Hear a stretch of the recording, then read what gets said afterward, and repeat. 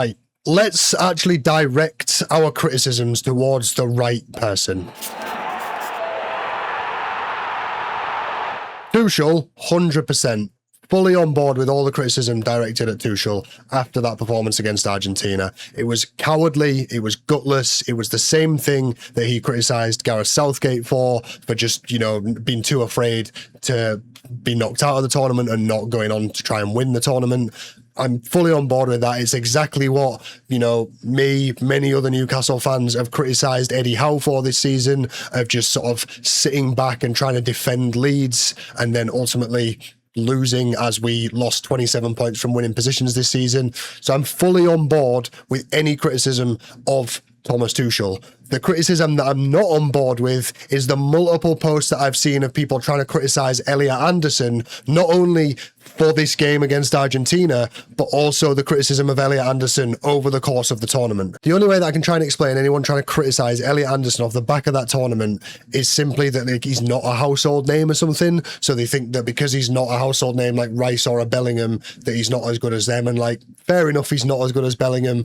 There's not many English players in history that are as good as Bellingham, but he outshone Rice the entire tournament. So I'm not saying he's better than Rice, but he did outshine him for the whole tournament. That is a fact. Let's not even just go off opinions. If you go back through the statistics of every single game that they both played for England, Elliot Anderson outshone him on all stats. For me, talking about this has come largely from a post that I've seen being posted by multiple people, and it's been posted all over social media, and it's gaining some kind of traction behind it as this really weird narrative of people trying to pile criticism on Elliot Anderson.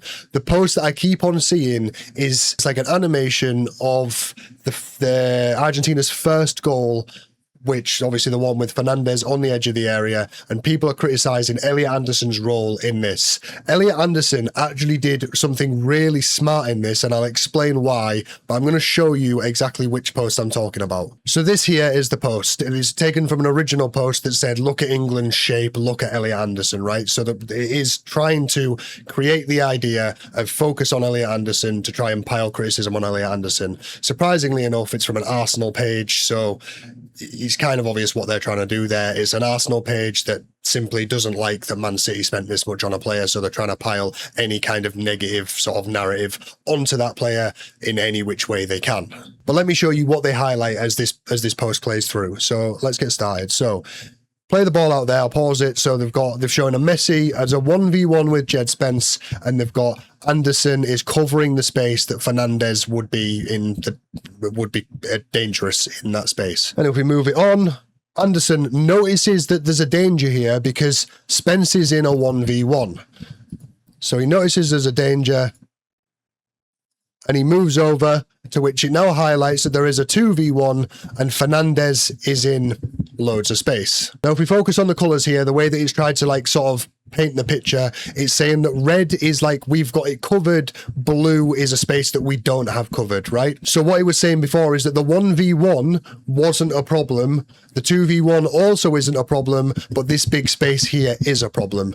That's where it's fallen apart instantly. The 1v1 is a problem. Obviously from here, I'll just play it all through. So from here, Messi then plays the ball into the space, then Fernandez scores the goal, and yeah, that's how it played out, right? So we go back to the start, but before I go back through the video and I explain to you why the 1v1 was a problem and what Elliot Anderson did and what else should have been done, what we need to know is that Elliot Anderson had quite clearly been told from the offset to stick to Messi like glue. He had man-marked him out the game for a good 70 minutes up until that point. Until the point where Messi, the genius that he is, he had a look around the pitch. As he does, he paints pictures, he scans, he finds the space.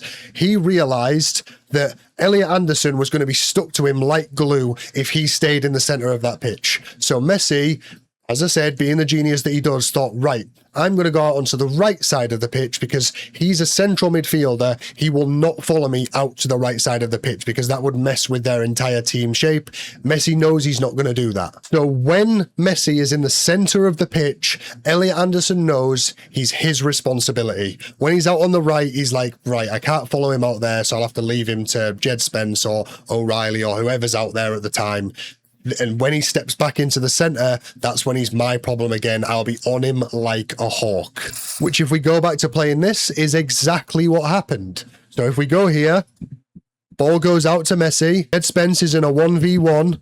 And then Anderson sees, really sharp, really on the ball, he sees, ah, look, Messi's coming inside here. And if you look, you can see he's obviously not going to go this way because Kane's not really there to mark McAllister because Rodgers is on McAllister. Kane is there, but if Messi decides to go this way, Kane pounces on that, and then they've got he'll hound him out that way, and he'll just go out for another corner. The reason Elliot Anderson steps into this space here is because Messi is likely going that way. So there's a big space here that if Messi beats Jed Spence, which he is the greatest player of all time, it's very, very plausible that he's going to beat Jed Spence and just curl it into the top corner. If he doesn't do that, he also might lay it off to DePaul and play one of the little 1-2s that he does to get into space and then curl it into the top corner. It's Messi. There is an infinite amount of possibilities that he can do with that amount of space that would lead to a goal. So Elliot Anderson comes across, as I said, being really sharp, creates this 2v1 to essentially try and stop that problem. The problem that we then have is not a single one of these idiots here actually spots the problem. So if I just go back from the moment that Elliot Anderson spots this problem and makes his move and is sharp to the danger that's potentially about to come from Messi coming into the centre, you know, he sees his responsibility, he sees that Messi is his man, he's alert to his responsibility, what he's been doing all game, been doing really well all game, he's alert to it. Let's count how long it takes before someone else is on the same wavelength as Elliot Anderson.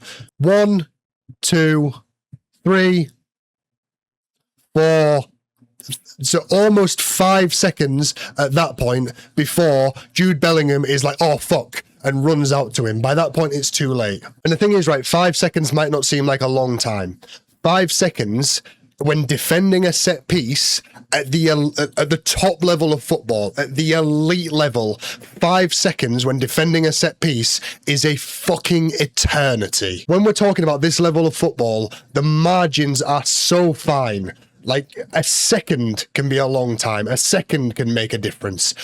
5 seconds for someone to be as alert as Elliot Anderson has been is criminal. But also, I just want to show you something else, because obviously this post here, right, it tries to create the idea that this 2v1 is pointless. It tries, you know, it's saying, oh, it's covered. Why, you know, it said when it was a 1v1 before, it was like, it's covered. This blue square here, this is where the problem is. This is where the space is.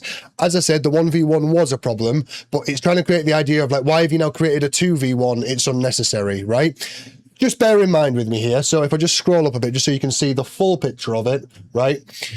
Over here in the box, we have 1, 2, 3, 4, 5 Argentinian defenders, and we have 1, 2, 3, 4, 5, 6, 7, 8 English defenders. So I'm no mathematical genius here, right? But if you've got an 8v5, that means a number of them are doubled up. So a number of them are 2 defenders to 1 attacker, right? So how is this 2v1 a problem, but this bunch of idiots here that are creating 2v1s on players that aren't really causing too much of a problem at the time, how is that not a problem? This 2v1 down here, sorry, let me move down. This 2v1 down here against the greatest player of all time, how is that the problem? But any of these 2v1s here, we're not highlighting them. None of these are the problem. This one here against the greatest player of all time, that one's apparently the problem. Now, obviously, we could also talk about the fact that it was poor goalkeeping on Jordan Pickford's part. There's many other things that we can address over the course of the game as a whole before we address Elliot Anderson. And this is why I can't understand why people are piling criticism on Elliot Anderson. Because over the course of the tournament, Elliot Anderson was probably England's best player behind Bellingham and maybe Kane. And to be honest, Kane had a poor tournament as a whole, so probably not even Kane. And I mean, just to paint a really clear picture for everyone, because we could go back through all the stats for every single game, which I have done, but I'm not going to sit here and relay them all to you for ages because I've done that a few times before and I think people get bored when I do it. So what I'm going to show you is just the Opta ratings for everyone in the game for the England versus Argentina game. And oh, surprise, surprise, Elliot Anderson has the highest rating rating out of every England player on there. And there's a caveat to that as well, right? Generally, on the Opta ratings, when you get things like a yellow card or an assist or a goal, they usually affect your rating a little bit. So, like, obviously, Gordon's got a goal. His rating still isn't as high as Elliot Anderson's. Morgan Rogers got an assist. Still isn't as high as Elliot Anderson's. Elliot Anderson got a yellow card, which usually brings your rating down a little bit. Still has the highest rating of everyone on the team. There is a reason Man City paid the money that they did for him. He is fucking quality. And if you want to sit there and try and pretend he's not and be all like edgy or something, feel free. But you're just going to keep having egg on your face every single game throughout the Premier League season when he's class. All season last season for Nottingham Forest, he was class. He's gone off to the World Cup. He's outshone Declan Rice in every single game.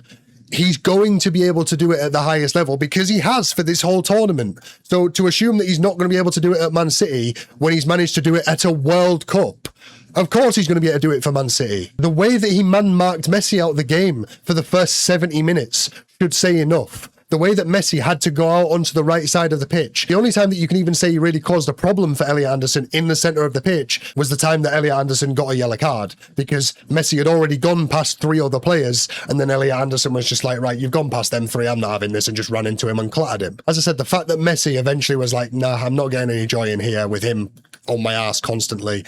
I'm off out to the right wing. I'm not going to be the goal scorer of this game. I'm just going to try and put the balls in. He doesn't want Argentina to go out. He wants to win the World Cup. And he was like, I'm going to do whatever I can to still win this game. He was like, I'll just be the assist guy today. Elliot Anderson's not allowing me to be the goal scorer, so I will just get assists, which is exactly what he did. But yeah, the criticism should not be directed towards Elliot Anderson. And as it has been by most people that aren't trying to be like edgy or trying to find someone else weird to blame or whatever else, for whatever reason, people are trying to blame Elliot Anderson.